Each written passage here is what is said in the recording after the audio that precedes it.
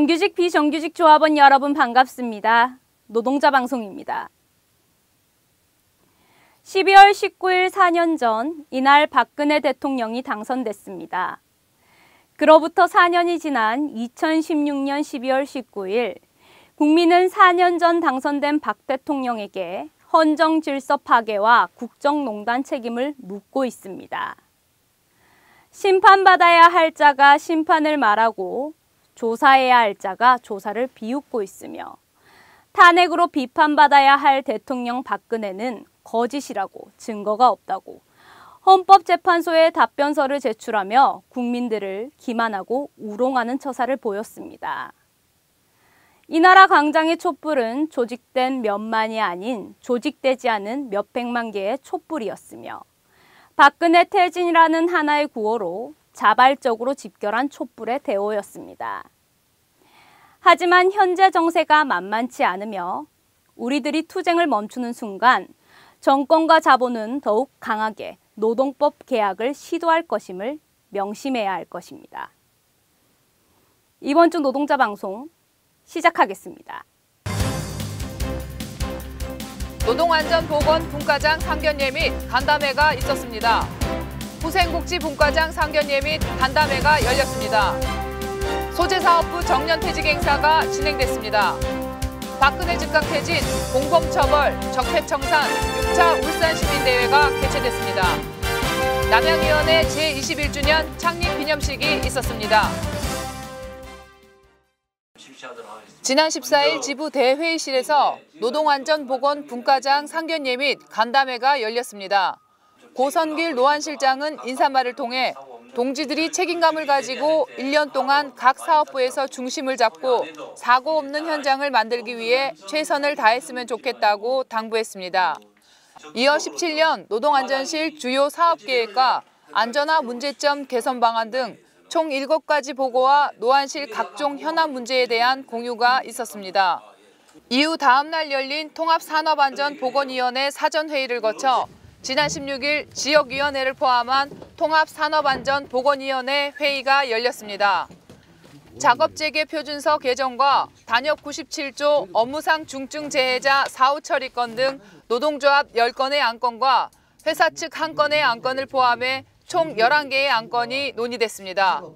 하지만 실무 협의가 더 필요하거나 의견이 불일치하는 내용이 많아 합의에 이르진 못했습니다. 합의가 이뤄지지 않은 안건에 대해서는 지속적인 소통과 실무 협의를 통해 논의해 나갈 예정입니다. 2017년 노동안전실은 조합원의 건강권을 더욱더 강화하여 살맛나는 노동 현장과 재해 없는 현장을 만들기 위해 최선을 다할 것입니다. 지난 15일 지부 소회의실에서 후생복지분과장 상견례 및 간담회가 열렸습니다. 이날 개선된 하복조끼의 샘플을 공개하며 분과장들과 다양한 의견을 나눴으며 단조식당 조식 운영 계획과 체육복 지급 관련해 열띤 논의가 있었습니다. 이 밖에도 2교대 포인트 사용처 확대 문제와 통근버스 관련 문제, 주거지원금 서류 간소화 요청 등 다양한 후복 현안 문제를 다루며 토론했습니다.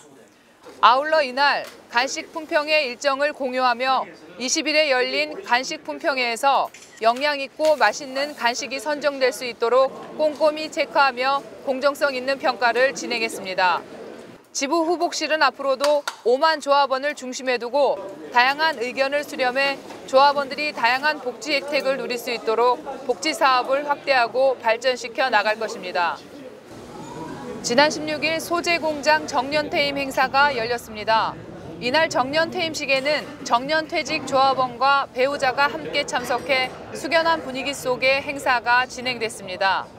평소 성실한 자세와 투철한 사명감으로 재직 기간 중 노동조합 발전에 공헌한 퇴직자 선배님에게 공로패 수여식이 있었습니다. 이어 박유기 지부장은 축사를 통해 노동조합을 여기까지 발전시켜온 것은 선배님들 덕분이라 말하며 또다시 새로운 인생을 시작해 나가는 선배님들께 진심으로 축하드리며 정말 고생 많이 하셨다는 인사말을 전했습니다. 사고 없이 31년 동안 근무를 했다는 자체가 그게 고맙고요. 집사람도 내조가 또 좋았고요. 우리 동료들이 너무 잘해줬고요. 그게 지금에 와서는 후회는 없어요. 네, 그리고 항상 고마우신 분은 가족을 위해서 아주 여자껏 쉬지도 않고 이렇게 열심히 일했어요. 그래서 제가 또 열심히 또 뒷바라지도 많이 했고요. 그 덕에. 아무튼 건강하시고 나는 그 바람이 앞으로 본인이 이제 알아서 관리 좀 잘했으면 바람이에요. 제가 이렇게까지 올 수 있다는 것은 우리 동료들이 아니었으면 제 혼자로 올 수 없었기 때문에 우리 현대자동차 노동조합이 있었으면 해서 되지 않았나 이런 생각을 합니다. 저는 아직 노후 대책이 없어요. 그리고 다시 나가서 일을 좀 해야 되는데 솔직히 노동조합이나 회사에서 어디 취업을 할 수 있는 이런 길을 열어줬으면은. 정년퇴직 선배님들의 인터뷰를 통해 후배 노동자들은 퇴직자 지원에 좀 더 구체적이며 실질적 보탬이 되는 방안에 대해 우리 모두 고민을 해야 할 것입니다. 한편 정년퇴임식은 15일부터 시작하여 사업부별로 27일까지 진행됩니다. 청춘을 다 바쳐 일했던 정든 일터를 떠나야 하는 394명의 정년퇴직자 선배님들에게 5만 조합원 동지들의 이름으로 다시 한번 수고하셨습니다. 그리고 고맙습니다라는 감사의 인사를 전하며 늘 건강하시길 기원합니다. 지난 17일 롯데백화점 광장에서는 박근혜 즉각퇴진, 공범처벌, 적폐청산, 6차 울산시민대회가 노동자, 시민 7천여 명이 참석한 가운데 열렸습니다. 집회에 앞서 정치토론회 촛불 시민과 함께하는 광장토론을 진행했습니다.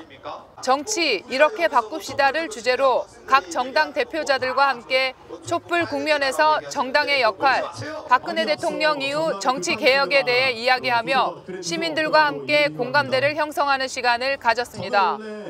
정치 토론회가 끝나고 예술단체 동해누리 진홍굿 공연을 시작으로 6차 시민대회를 선포했으며 시민 자유발언, 노래필 공연 등이 이어졌습니다. 자유발언에 나선 시민들은 박근혜 대통령의 즉각퇴진과 헌법재판소의 탄핵 인용 등을 촉구했습니다. 이날 집회에서는 촛불의 힘으로 우리 사회 곳곳에 남아있는 부정부패를 청산해야 한다는 외침이 끊이지 않았습니다. 특히 박 대통령 즉각퇴진과 구속뿐만 아니라 황교안 대통령 권한대행 국무총리의 퇴진의 목소리도 쏟아져 나왔습니다. 한편 1차 촛불 집회 때부터 집회장 주변에서 각종 음료를 무료 제공한 현대차 지부가 이번에도 박근혜 구속커피, 국민승리 녹차, 희망 코코아 등을 시민들에게 무료로 제공해 추운 날씨에 따뜻하고 훈훈한 온정을 나눴습니다. 대통령 탄핵 이후의 새로운 대한민국을 위해 촛불은 더 강해지고 넓어져야 할 것입니다. 7차 시민대회는 성탄절 전날인 24일에도 같은 장소에서 촛불 집회와 문화행사가 열릴 예정입니다. 조합원 동지들의 많은 관심과 참여 당부드립니다. 지난 14일 남양위원회 제21주년 창립 기념식이 있었습니다. 노래패 작은 노래의 여는 공연으로 시작된 이날 기념식에서 손세광 의장은 21년의 남양연구소위원회 역사를 넘어 더욱더 단결하는 남양연구소위원회를 함께 만들어 나가자라고 선언했습니다. 또한 권오관 부지부장은 나라의 위기 속에 현대차 지부의 역할이 막중하며 박근혜 정권 심판을 위해 남양연구소위원회 조합원 동지들도 함께하자고 호소했습니다. 양경수 민주노총 경기지역본부장은 남양연구소위원회 동지들과 항상 함께 투쟁하겠다라고 축사를 가름했습니다. 이날 창립 기념식에서는 박근혜 정권을 풍자한 문화예술지부의 판소리 공연, 노래극단 희망새 공연 등 기존의 딱딱한 행사에서 벗어나 문화행사를 중심으로 자유롭게 진행됐습니다. 500여 조합원들이 참여하여 남양연구소위원회 21살 생일을 함께 축하하였으며 성황리에 마무리됐습니다. 박근혜 퇴진 투쟁은 헌법과 법률이 정한 대로 국민이 행동하는 것이 아니며 자신의 행동으로 국민은 이 나라의 주인이 돼 박근혜를 심판하는 곳으로 나아갈 수 있었습니다. 노동자를 복종시키는 근로계약 때문에 노동자가 노예인 것이 아니며 노동자가 스스로 주인으로 행동하면 주인이 됩니다. 그렇게 해야 이 나라의 민주주의 투쟁은 국민 자신의 행동이 될 수 있으며 그것이 어디까지인지는 자신의 행동에 달려 있습니다.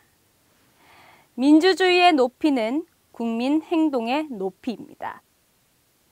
그럼 이번 주 노동자 방송 모두 마치겠습니다. 시청 소감이나 다시 보기를 원하신다면 현대차 지부 홈페이지 또는 스마트폰 앱스토어, 페이스북을 통해 현대자동차 지부를 검색해서 이용해 주세요. 그럼 다음 노동자 방송 시간까지 안녕히 계세요. 촛불 집회 참여 인증샷을 보내주시면 추첨을 통해 영화 예매권을 드립니다. 조합원 동지들의 많은 참여 바랍니다.